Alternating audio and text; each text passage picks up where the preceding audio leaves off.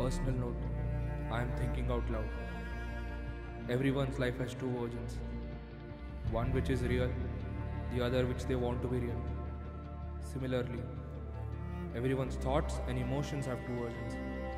Internal to them, external to them. I am working on singulating the two versions of my life, thoughts and emotions. I am the writer of this soliloquy, artist of this art. Generations are preoccupied and obsessed of the product rather than the process. If I ever make a movie based on this story, I will not narrate the story, but just show it with silence and narrate my process and the reason for this art. Because I always feel that silence is underrated. It deserves its due now. Though that would make an unconventional, never done before indie movie, I'll still go on and do it, because that way I'll be true to myself. Ego, this word is always shown in the bad light. If your ego doesn't hurt anyone, it might actually be the most defining trait of a personality. If my personal traits were ever to be physically existent, my ego would be the tallest among them.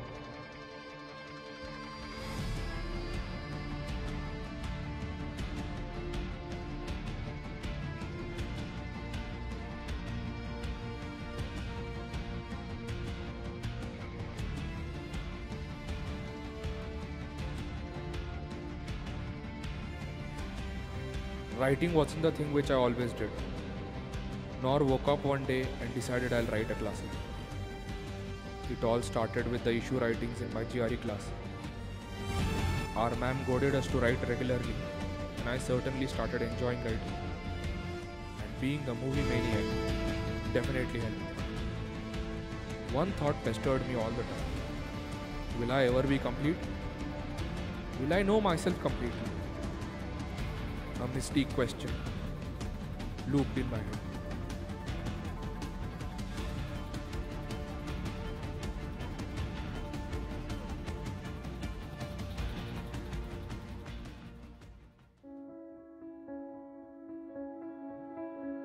Writing isn't an easy thing to do.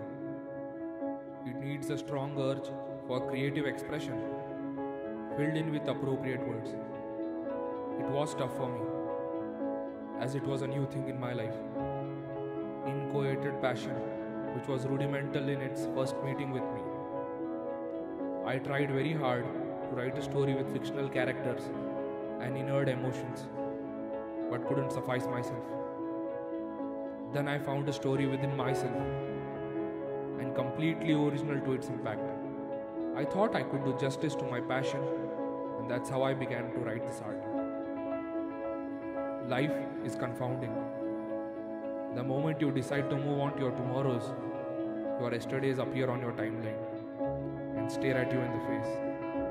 No, it isn't even a sporadic case. It happens to everyone. All might not acknowledge it, but it's true to everyone's psyche. I recollect reading, the Japanese monks used to paint with water on hot rocks. It would invariably disappear even before the painting was completed. I wish past could follow suit to these paintings and present themselves in acceleration. Back to reality. This isn't happening. We got to deal with our past. The coexistence of our past, future, and the uneasy present is ironic though. Our mistakes and remorse follows us until we make peace with them in our uneasy present and future. I turned insomniac while writing this story, and my thoughts were getting inconsistent about my past. I was getting used to implicative and deep writing. The night has been long. The wound has been deep. The pit has been dark. The walls have been steep. Under the dead sky on a distant grim, I was dragged by my braids, just beyond your reach. My hands were tied, my mouth was bound. I was helpless and unsound. But today, Voices of the old spirit sound. Speak to us in words confound. The guilt of the lost success was following me. I no longer was unaware of my pain. I had squandered great opportunities by being indolent and no voice. My mistakes weren't numerous, but those few had a deep impact on my psyche. I had to make amends with my new passion and ameliorate the castigation of my arcane past.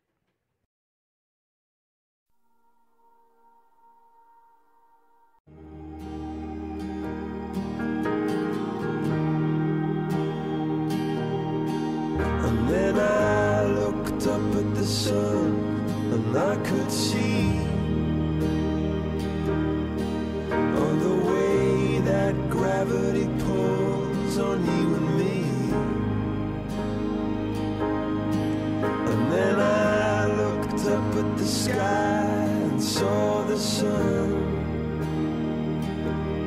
and the way that gravity pushes on everyone. On everyone.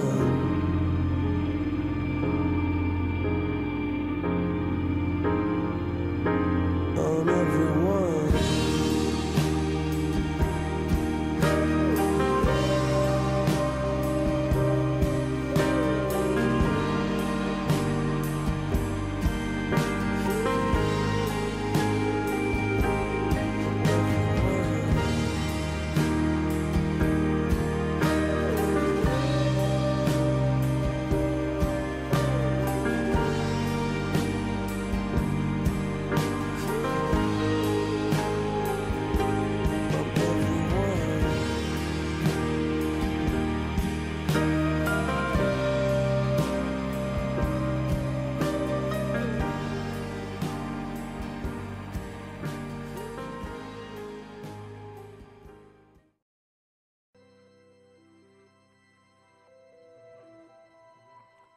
The night has been long.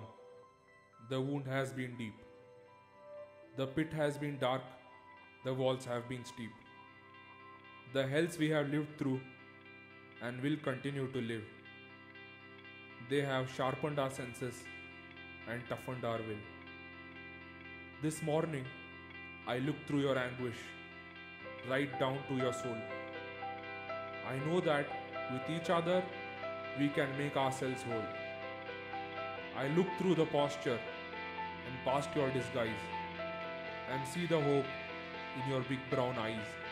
I say, children of Singularity, let's come together in this meaningful celebration of life.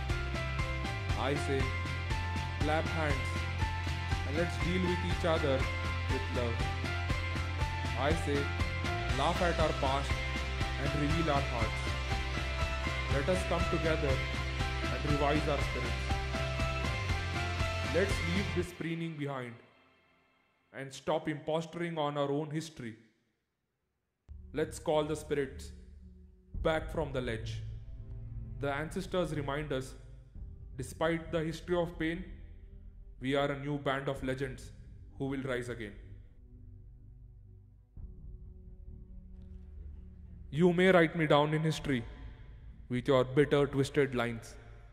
You may trod me in the very dirt, but still, like dust, I will rise. Did you want to see me broken? Bowed head with lowered eyes, shoulders falling down like teardrops, weakened by my soulful cries. You may shoot me with your words. You may cut me with your eyes. You may kill me with your hatefulness, but like air, I will rise. Out of the huts of history's shame, I will rise. Up from a past that's rooted in pain, I will rise. I am a mysterious ocean, leaping and wide, into a daybreak that's wondrously clear.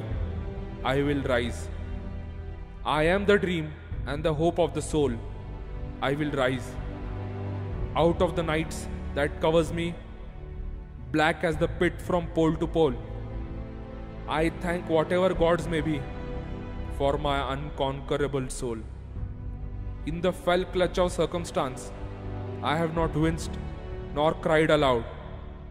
Under the bludgeonings of past, my head is bloody, but unbowed.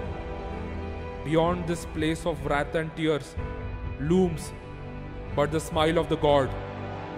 And yet the menace of years finds and shall find me unafraid. Lovely, dark, destructive, gloom-colored memories flow forth across the pages my life, like blood flows from the wounds that never healed, leaving behind artistic scars. My eyes already touch the sunny hill, going far beyond the road I began. I strongly feel the presence of God around, in variable appearances, but none shown in books. I finally got my answer. I shall be complete only by the help of myself and none others. Completion is achieved in the hopeful journey towards being legends. I prefer it that way. Only thing I always get better at is dreaming, hoping to rise with full rage and conquer my world. This moment, I realize I am the process, I am the product, I am the cause, I am the effect, I am the writer, I am the story. This feeling of knowing yourself and writing something which makes you the proudest is the moment in the limits of infinity. This is just the beginning. My writing passion is getting cupid and esoteric. If I can't write better than this, I'll never write again. I have a new idea. My ego is raging again. I am coming back, bigger and even better. Until then, interpretations are your imagination horizons.